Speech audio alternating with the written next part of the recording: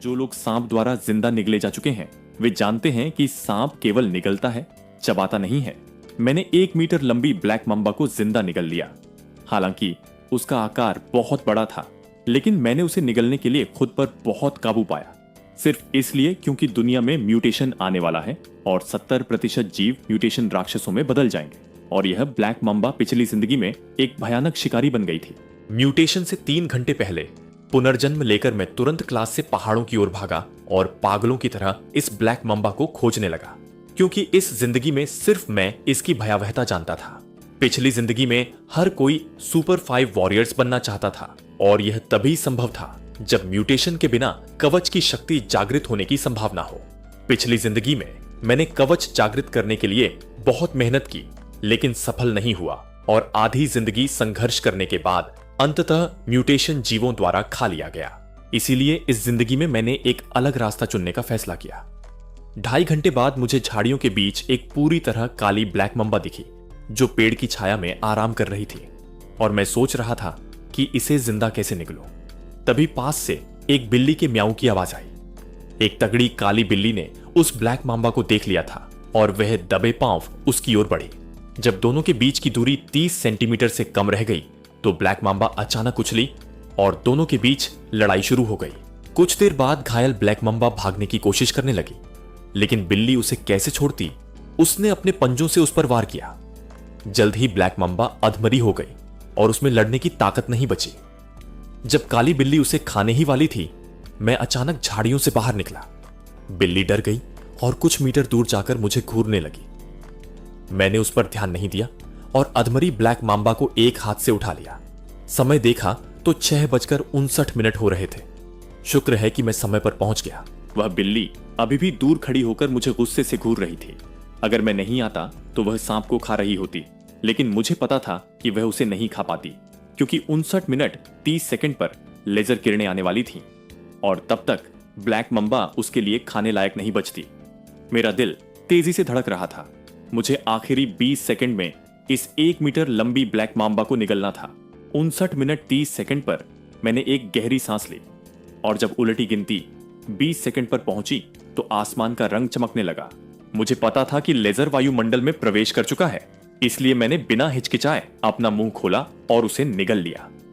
मैंने अपनी मतली को रोका जब तक कि वह पूरी तरह अंदर नहीं चली गई और मैं महसूस कर सकता था कि ब्लैक माम्बा मेरे पेट के अंदर संघर्ष कर रही है। लेकिन उसी पल एक तेज लेजर किरण खामोशी से गुजरी और मेरे शरीर के अंदर एक धमाका हुआ। वह संघर्ष कर रही ब्लैक माम्बा मेरे शरीर के अंदर आग के सांप की तरह जलने लगी।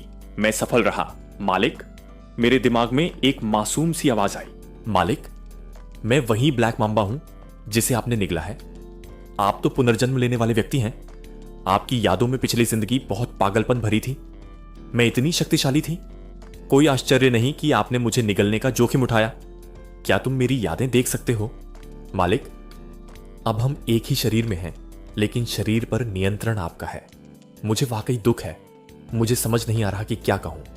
कोई बात नहीं, अब हम पिछली जिंदगी से भी ज्यादा शक्तिशाली बनेंगे। ठीक है, अब से तुम्हारा नाम शाओयाओ होगा। इस जिंदगी के शासक हम ही होंगे। तभी दूर से एक दहाड़ सुनाई दी। मैंने ऊपर देखा तो वही काली बिल्ली जो पहले ब्लैक माम्बा को पीट रही थी, अब एक रीढ़ की हड्डी वाले राक्षस में बदल चुकी थी। यह देखकर शाओयाओ ने दहाड़ लगाई और उस बिल्ली को घूरने लगी। बिल्ली ने मुझ पर हमला किया, लेकिन मैंने वार बचा लिया। जैसे ही शाओयाओ ने उस राक्षस का मांस खाया, मुझे अपने शरीर में गर्मी और कोशिकाओं की सक्रियता महसूस हुई। मैंने पिछली जिंदगी कल्टीवेशन विधि का प्रयास किया, लेकिन सूरज की रोशनी से ऊर्जा नहीं मिल रही थी के लिए शक्तिशाली मांस खाना जरूरी था। मालिक, अब हमें बदला लेने जाना चाहिए। पिछली जिंदगी में स्कूल में एक कीड़ा था जिसने आपको जानवर की तरह समझा था, है ना? चलिए उसे मार डालते हैं। शाओयाओ मेरी यादों के जरिए जानता था कि मैं उस शख्स से कितनी नफरत करता हूं। मेरा भी यही इरादा है। जिस व्यक्ति को मुझे मारना था वह मेरे ही स्कूल का लिन युन था, जो एक अरबपति समूह के मालिक का बेटा था और उसके दादा एक सैन्य अधिकारी थे। लेजर किरणों के गुजरने के 3 घंटे बाद तक बड़े पैमाने पर म्यूटेशन नहीं होनी थी। जब मैं स्कूल पहुंचा तो छुट्टी हो चुकी थी और छात्र बाहर निकल रहे थे। मैं अंदर नहीं गया और बाहर लिन युन के आने का इंतजार करने लगा। वह अक्सर शाम 5:30 अपने अमीर दोस्तों के साथ बाहर जाता था। मैं स्कूल के गेट पर इंतजार कर रहा था। मेरे बाल सफेद हो चुके थे, ऊपर का शरीर नग्न था और छाती पर टैटू था। मैं एक अलग ही नजारा पेश कर रहा था। कुछ घंटों बाद तुम सब रोगे, मैंने मन ही मन कहा। तभी मुझे मेरा लक्ष्य दिखाई दिया। लिन युन अपने अमीर दोस्तों के साथ हंसते हुए स्कूल से बाहर आ रहा था। उसे देखकर मुझे पिछली जिंदगी याद आ गई। ये अमीर लोग अपनी जान बचाने के लिए मुझे राक्षसों के सामने धकेल देते थे, जिसके कारण मैंने अपनी 3 उंगलियां खो दी थीं और लगभग मर गया था। मेरी आंखों में आंसू आ गए और मैं तेजी से उनकी ओर बढ़ा। एक अमीर लड़के ने मुझे अपनी ओर आते देखा। बिना रास्ता दिए उसने डांटते हुए कहा, तुम कौन हो? कुत्ते रास्ता नहीं रोकते। लिन युन ने मेरी ओर देखते हुए व्यंग्य किया। ये अजीब सा लड़का कहां से आया? वापस जाओ।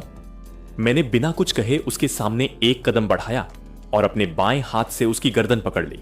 मेरी उस एक नजर ने 2 सुरक्षा गार्डों को इतना डरा दिया कि वे ठंडे पड़ गए और उनके कदम वहीं रुक गए। उसी पल मैंने अपना पैर चलाया और लिन युन दर्द से कराहते हुए पूरी तरह बेहोश हो गया। इससे मेरे चेहरे पर एक संतोषजनक मुस्कान आ गई। पिछली जिंदगी में बिना शक्तियों के भी मैं 8 साल तक इस म्यूटेशन वाली दुनिया में जीवित रहा था, इसलिए मेरे मन का अंधेरा मेरी हड्डियों तक पहुंच चुका था। इसे पकड़ो, एक सुरक्षा गार्ड ने अपने दांत पीसते हुए कहा और बिजली का डंडा लेकर मुझ पर झपटा। मेरी आंखों में क्रूरता की चमक आई और मैंने अपना हाथ आगे बढ़ाया। वह गार्ड किसी कटी हुई पतंग की तरह 10 किलोमीटर दूर जा गिरा और सीधे मौत के मुंह में चला गया। वहां मौजूद छात्र यह सब देखकर डर के मारे पीछे हटने लगे। सब यहां से चले जाओ, तुम लोगों में से केवल कुछ ही अगले 1 घंटे में जीवित बचेंगे। इस सब की चिंता करने की जरूरत नहीं है। यह कहकर मैं वहां से चला गया। शाम के 6 बज चुके थे। असली म्यूटेशन शुरू हो गया था। हर तरफ से चीखें और दहाड़ें गूंज रही थीं। कुछ लोग अपनी जान बचाकर भाग रहे थे और अचानक उनके मुंह से झाग निकलने लगा। उनका सिर फट गया और उसमें से एक डरावना मुंह निकल आया, जिसने अपने ही साथियों को निगल लिया। कुछ पेड़ जो पत्तों से भरे थे पल भर में सूख गए और उनमें से डरावनी जड़ें निकल आईं, जो पास से गुजरने वाले इंसानों को लपेटकर निगल रही थीं। इस समय मैं एक 88 मंजिला इमारत के ऑफिस में था और खिड़की से पूरे शहर को देख रहा था। सड़कों पर म्यूटेशन वाले राक्षस लोगों का शिकार कर रहे थे। यह बिल्कुल नरक जैसा था और मैं यहां सबसे धारदार हथियार लेने आया था, यह कटाना। इन घिनौने राक्षसों से खाली हाथ लड़ना मेरे बस की बात नहीं थी। चाओ याओ ने मुझसे पूछा, मालिक अब हम क्या करें? पहले कुछ रसद सप्लाईज जुटाएं या शहर के चिड़ियाघर में उस मंकी किंग का काम तमाम करें? तभी ऑफिस के बाहर से एक महिला की चीख सुनाई दी और एक प्रोफेशनल कपड़ों वाली महिला घबराते हुए अंदर घुसी और दरवाजा बंद कर दिया। वह जमीन पर गिर गई और डर के मारे कांपने लगी। तुम कौन हो? उसने चेयरमैन के ऑफिस में एक अजनबी को और 4 राक्षसों की लाशों को देखा। मैंने बस एक नजर उस पर डाली और दरवाजे की ओर बढ़ा। वह महिला लड़खड़ाते हुए एक तरफ हट गई और मुझे ध्यान से देखने लगी। वह सोच रही थी कि क्या वह मेरा इस्तेमाल कर सकती है। उसने पहले भी अपने साथियों को धोखा दिया था और अब मुझे यहां देखकर फिर से उसके मन में खोट आ गया। उसे अपनी खूबसूरती पर बड़ा घमंड था। ऑफिस के दरवाजे पर जोर जोर से प्रहार हो रहे थे और राक्षसों की दहाड़ें सुनाई दे रही थीं। डर के मारे उस महिला के पैर जवाब दे रहे थे। मैंने उसे नजरअंदाज किया और दरवाजा खोल दिया। वह फिर से जमीन पर गिर गई। तुरंत 2 कीड़े जैसे म्यूटेशन वाले राक्षस अपने नुकीले पंजों के साथ अंदर झपटे। मेरी तलवार म्यान से बाहर निकली और 2 ठंडी किरणों के साथ राक्षसों के सिर धड़ से अलग हो गए। यह देखकर महिला की आंखों में उम्मीद जागी और वह मेरी ओर दौड़ती हुई आई। कृपया मुझे अपने साथ ले चलो। तुम्हारी औकात क्या है? मैंने ठंडी नजरों से उसे देखा और आगे बढ़ गया। बदले में मैं तुम्हारी कोई भी शर्त मान लूंगी। कृपया मुझे साथ ले चलो। वह मेरे सामने आई और कपड़े उतारने लगी। दूर हटो, इस कयामत में तुम जैसी बेकार औरत की कोई कीमत नहीं है। मैंने उसे लिफ्ट से बाहर किया और पहली मंजिल का बटन दबा दिया। लिफ्ट पहली मंजिल पर पहुंची और दरवाजा खुला। 4 राक्षस सामने खड़े थे। इंसानों को देखकर वे दहाड़ते हुए झपटे। मैंने एक एक करके सबको काट दिया। यह तरबूज काटने जैसा आसान था। शाओयाओ ने पूछा, मालिक अब हम कहां जा रहे हैं? एक अंडरग्राउंड गैंग पर कब्जा करने। एक इंसान की ताकत सीमित होती है। उस गैंग में 6-7 चाओवू योद्धा हैं। मैं हुआंगटियन मैंशन से बाहर निकला और अंधेरे में ओझल हो गया। जैसे जैसे चाओयाओ राक्षसों की लाशों को खा रहा था, मेरी भूख मिट रही थी। चाओयाओ का खाना मतलब मेरा खाना था। अब मैं शायद इंसान नहीं रह गया था। जब से मैंने अपने पीछे के जुड़वां ड्रैगन को सक्रिय किया था, राक्षस भी मुझ पर हमला करने से डर रहे थे। भूख तो मिट गई थी, लेकिन प्यास लगी थी। तभी दूर एक सड़क से गोलियों की आवाज आई। मैं कुछ ही पलों में उस गली में पहुंच गया जहां सुपरमार्केट के गेट पर 20-30 हथियारबंद सैनिक हर दिशा में गोलियां चला रहे थे और राक्षसों की भीड़ का सामना कर रहे थे। गोलियों की आवाज और राक्षसों की दहाड़ एक हो गई थी, लेकिन इतने सारे म्यूटेशन राक्षसों के सामने, जिन्हें मारने के लिए कभी कभी दर्जनों गोलियां चलानी पड़ती थीं, वे सैनिक घबरा गए थे। अचानक अंधेरे से एक नुकीला अंग, टेंटिकल, बाहर निकला और उसने 3-4 सैनिकों को चीर दिया और उन्हें खींच ले गया। कैप्टन वू रुई का चेहरा गुस्से से पीला पड़ गया। उन्होंने उस अंधेरे की ओर 2 ग्रेनेड फेंके और अंधाधुंध गोलियां चलाई। सुपरमार्केट के अंदर 100 से ज्यादा जीवित बचे लोग एक साथ दुबके हुए बाहर की आवाजें सुन रहे थे और कांप रहे थे। जैसे ही सेना की गोलियां खत्म होने वाली थीं, हमला करने वाले राक्षस अचानक रुक गए और रास्ता छोड़ दिया। सैनिकों ने डरते हुए उस अंधेरे की ओर देखा। तभी उन्होंने देखा कि सैकड़ों राक्षसों ने एक रास्ता बनाया है, जिससे सैनिक घबरा गए। उन्हें लगा कि कोई शक्तिशाली बॉस आ रहा है, लेकिन तभी उन्होंने एक इंसान को देखा जिसके पीछे 2 भयानक काले ड्रैगन थे। वह जहां से भी गुजरता, कोई म्यूटेशन राक्षस उस पर हमला करने की हिम्मत नहीं करता था। मैं इंसान भी हूं और राक्षस भी। मैं तुम्हें नुकसान नहीं पहुंचाऊंगा, बस पानी पीने आया हूं। मैं राक्षसों की भीड़ को पार करते हुए सुपरमार्केट की ओर बढ़ा। इतने राक्षसों को निगलने और ड्रैगन का शरीर होने के कारण अब गोलियां भी मेरे शरीर को भेद नहीं सकती थी। इसलिए उन 20-30 बंदूकों के सामने मैं ऐसे चल रहा था जैसे वे वहां हों ही नहीं। अगर उन्होंने मुझ पर गोली चलाई होती तो मैं पल भर में उन्हें खत्म कर देता। कैप्टन वू रुई ने मेरा नाम पूछने की कोशिश की, लेकिन मैंने उन्हें नजरअंदाज किया और सीधे सुपरमार्केट की ओर बढ़ा। चाओयाओ द्वारा राक्षसों को निगलने के बाद मुझे बहुत प्यास लग रही थी। सैनिकों ने बताया कि वे किसी बड़े आदमी को बचाने आए हैं, लेकिन मुझे उससे कोई लेना देना नहीं था। सुपरमार्केट के अंदर लोग मुझे देखकर डर गए। मैंने फ्रिज से पानी निकाला और एक के बाद एक 20 बोतलें पी लीं। तब जाकर मुझे थोड़ा संतोष मिला। वहां मौजूद सैनिक और लोग मुझे किसी राक्षस की तरह देख रहे थे। तभी एक लंबा लड़का चिल्लाया। उसकी हथेली पर काले रंग का 9 कोनों वाला सितारा चमक रहा था। उसने दहाड़ मारी और देखते ही देखते एक गहरा काला कवच उसके शरीर पर आ गया। वह पहला चौवू योद्धा था जो मुझे चुनौती देने आया था। उसने अपनी लाइट स्वॉर्ड निकाली। चौवू कवच ताकत और सुरक्षा में बेजोड़ था और वह हथियार भी बुला सकता था। पिछली जिंदगी में मैं इन योद्धाओं से बहुत ईर्ष्या करता था, लेकिन वह पिछली जिंदगी की बात थी। अब मेरा शरीर किसी भी कवच से ज्यादा शक्तिशाली था। उस योद्धा ने मुझ पर हमला किया, लेकिन मेरी पीठ पर मौजूद जुड़वां ड्रैगन्स ने उसकी गर्दन दबोच ली। कैप्टन वू रुई और बाकी सब यह देखकर दंग रह गए। मैंने चेतावनी दी और वहां से निकल गया। मेरे बाहर निकलते ही उन्होंने दरवाजा बंद कर लिया। बाहर के राक्षस मेरे रास्ते से हट गए, क्योंकि मैं उनके लिए एक ऊंचे स्तर का जीव था। तभी अंधेरे से एक विशाल राक्षस निकला और उसने अपनी जड़ों से हमला किया। मैंने अपनी तलवार निकाली और एक ही वार में उस विशाल राक्षस को 2 टुकड़ों में काट दिया। चाओयाओ ने खुशी खुशी उसे खाना शुरू कर दिया। अब मेरी मंजिल शहर का सबसे बड़ा underground gang black dragon gang था, जहां एक और योद्धा अपनी ताकत के नशे में चूर था। वहां मौजूद 3 अपराधी जिन्होंने X5 कवच जागृत किया था, खुशी से हंस रहे थे। तभी बंदी बनाई गई चू मेंगची के शरीर पर X5 बर्फ का कवच जागृत हो गया और पल भर में वह चांदी जैसे सफेद कवच से ढक गई। उसी समय बाहर से एक खून से लथपथ आदमी किसी तोप के गोले की तरह अंदर घुसा। ज़ाओहू का चेहरा उतर गया और उसने तुरंत ब्लैक टाइगर कवच पहन लिया। बाकी नेताओं ने भी अपना कवच पहना और मुझे घूरने लगे। मैंने सबको नजरअंदाज किया और सीधे पानी की मशीन की ओर बढ़ गया। जैसे मुझे ये कवच पहने लोग दिख ही नहीं रहे थे, मैंने पानी की पूरी टंकी उठा ली और उसे गटागट पी गया। अपनी प्यास बुझाने के बाद मैंने खाली ड्रम नीचे फेंका और वहां मौजूद सभी चौवू योद्धाओं को देखा। मैंने ठंडे स्वर में कहा, सब साथ आ जाओ, तुम सबको बस मेरा सेवक बनना होगा। याद रहे, सेवक न कि सिर्फ मामूली साथी। मैंने चौथे लीडर को अपनी ओर तेजी से हमला करते देखा। उसकी गति बहुत तेज थी। वह पलक झपकते ही मेरे सामने था, लेकिन मेरी आंखों में वह बहुत धीमा था। मैंने बचने की कोशिश नहीं की, बल्कि अपना हाथ उठाकर उसकी लाइट स्वॉर्ड को नंगे हाथों से पकड़ लिया और उसे एक भयानक लात मारी। मेरी उस खौफनाक ताकत से उसका कवच चकनाचूर हो गया और वह दीवार से जा टकराया। उसकी मौके पर ही मौत हो गई। माफ करना, ताकत पर नियंत्रण नहीं रख पाया। मैंने उसकी लाश को देखकर कहा और बाकी लोगों की ओर मुड़ा, क्या तुम भी मेरी ताकत का अनुभव करना चाहते हो? 1 मिनट के अंदर फैसला करो। वहां मौजूद हर शख्स सन्न रह गया था। वे जानते थे कि अगर मैं उनके चौथे भाई को इतनी आसानी से मार सकता हूं तो वे सब मिलकर भी मेरा मुकाबला नहीं कर पाएंगे।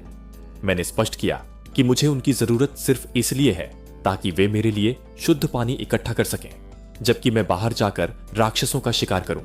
अगर ऐसा न होता तो मैं शहर के सबसे बड़े चिड़ियाघर में जाकर उस मंकी किंग को अब तक निगल चुका होता। झाओहू समझ गया कि अब पीछे हटने का कोई रास्ता नहीं है। उसने अपने बाकी साथियों के साथ झुककर मेरा स्वागत किया। मेरी नजर चू मेंगशी पर पड़ी। उसने कहा कि वह इस गैंग की सदस्य नहीं है, उसे अपहरण करके लाया गया था। मैंने साफ कह दिया, तुम जो भी हो, अगर यहां हो और एक चाओवू योद्धा हो तो तुम्हें मेरी सेविका बनना ही होगा। इनकार का अंजाम उसे पता था। बहुत अच्छा, अगर तुमने भागने की कोशिश की तो मैं वादा करता हूं कि पाताल से भी तुम्हें ढूंढ निकालूंगा, मैंने कहा, और मेरी पीठ पर मौजूद जुड़वां ड्रैगन्स ने एक खौफनाक दहाड़ लगाई। पिछली जिंदगी में मैं 8 साल तक दूसरों के अधीन रहा था, लेकिन आज दूसरों की किस्मत का फैसला करने का यह एहसास वाकई अद्भुत था। चू मेंगशी ने कहा, मालिक, मुझे एक बार अपने घर जाना है। मुझे अपने परिवार की चिंता है। मैंने उसे अनुमति दे दी। यह अड्डा अब हमारा केंद्र होगा। जब तक वे पर्याप्त शुद्ध पानी लाते रहेंगे, मैं उनकी आजादी में दखल नहीं दूंगा। चू मेंगशी के जाने के बाद जाओहू ने संदेह जताया कि वह वापस नहीं आएगी, लेकिन मैंने परवाह नहीं की। उसने सम्मान के साथ पूछा, मालिक, क्या आपने सफलतापूर्वक म्यूटेशन को झेल लिया है? आप वाकई अद्भुत हैं। मैंने जवाब दिया, म्यूटेशन को कोई नहीं झेल सकता। मेरे लिए एक कमरा तैयार करो, मुझे नहाना है। ब्लैक ड्रैगन गैंग में 100 से ज्यादा सदस्य थे, लेकिन आधे राक्षस बन चुके थे। अब केवल 6 चाओवू योद्धा बचे थे। बाहर शहर में इंसानों और म्यूटेशन वाले राक्षसों के बीच कत्लेआम जारी था। राक्षसों में भी कई श्रेणियां थीं, साधारण, कैलेमिटी और किंग प्रजातियां। साधारण राक्षसों को मारना संभव है, लेकिन कैलेमिटी प्रजाति से निपटना मुश्किल है। ट्रू स्पीसीज और भी भयानक होते हैं। वे बुद्धिमान होते हैं और साधारण म्यूटेशन जीवों को नियंत्रित करते हैं। वे राक्षसों के बीच एक लॉर्ड की तरह होते हैं। इसके ऊपर किंग स्तर के जीव आते हैं जो म्यूटेशन जीवों के राजा होते हैं। उनकी एक दहाड़ लाखों लोगों का अंत कर सकती है। और अंत में आते हैं डिजास्टर लेवल के जीव, जिनमें ब्लैक मांबा इसी श्रेणी में आती है। यह असली शासक है जिसका कोई दुश्मन नहीं है। एक बार जब कोई डिजास्टर लेवल का जीव प्रकट होता है तो वह मानवता के लिए पूर्ण विनाश लेकर आता है। पिछली जिंदगी में 10 लाख लोगों वाले एक सुरक्षित ठिकाने को ऐसे ही एक जीव ने तबाह कर दिया था, जहां न जाने कितने चाओवू योद्धा मारे गए। तब जाकर उसे बमुश्किल पीछे धकेला जा सका। डिजास्टर लेवल में भी ताकत का अंतर होता है, और मैंने ब्लैक मांबा से जो ब्लैक ड्रैगन बनाया है वह इस श्रेणी का सर्वोच्च शासक है, जिससे न तो राक्षसों को और न ही चाओवू योद्धाओं को कोई खतरा पैदा करने की क्षमता है। इस समय दुनिया के 10 से अधिक चाओवू योद्धा चारों ओर से हमला कर रहे म्यूटेशन राक्षसों का सफाया कर रहे हैं। उनमें सबसे आगे जो योद्धा है उसका कवच तोप जैसे लोहे का बना है। वह एक भारी हथियार लेकर राक्षसों को गाजर मूली की तरह काट रहा है। कमांडर चू बेक्वन, इस तरह काम नहीं चलेगा। राक्षस बहुत ज्यादा हैं और भाइयों की ताकत कम हो रही है। हमें भूमिगत आश्रय स्थल में वापस जाना चाहिए। चू बेक्वन अपनी बेटी का इंतजार कर रहे थे और उन्हें डर था कि वह राक्षसों का शिकार हो चुकी है। तभी अंधेरे से बर्फ के कवच वाली एक महिला निकली। उसके पास बर्फ का धनुष था और वह थक कर चूर थी। यह चू मेंगशी थी जो बड़ी मुश्किल से लड़ते हुए वापस आई थी।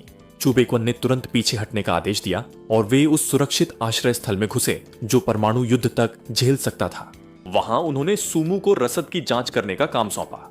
चू बेक्वान अपनी बेटी को लेकर गहराई में गए, जहां चू मेंगशी ने संक्षेप में बताया कि वह मुझसे मिली थी और वह वहां ज्यादा नहीं रुक सकती। उसके पिता ने कहा कि अब जब वह वापस आ गई है तो उसे फिर से उस राक्षस के पास जाने की जरूरत नहीं है।